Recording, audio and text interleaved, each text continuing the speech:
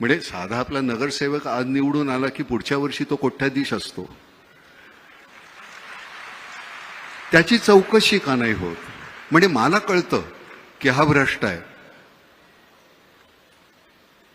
पण तुमच्या का नाही लक्षात येत? त्याच्यावर कारवाई व्हायला पाहिजे की नाही एकनाथराव?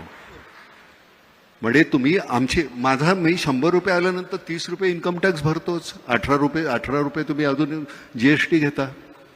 हे सगळं आम्ही केल्यानंतर सुद्धा आमच्या चौकशा होतात, तुमच्या का नाही होत? तुम्ही ज्यावेळी चुकीचं बोलता आम्हाला नाही का वाईट वाटत? आम्हाला नाही का त्याचा त्रास होत की आम्ही कुणाच्या हातामध्ये सत्ता दिलेली आहे हे आमच्यावर राहत? बरं, सत्ता म्हणजे तुम्ही लोकसेवक आहात हो, तुम्ही राज्यकर्ते नाही आहात. आम्ही तुम्हाला निवडून दिले कारण आम्हाला आमच्यामध्ये तेवढी पात्रता नाही आहे, आम्ही नाही करू शकत.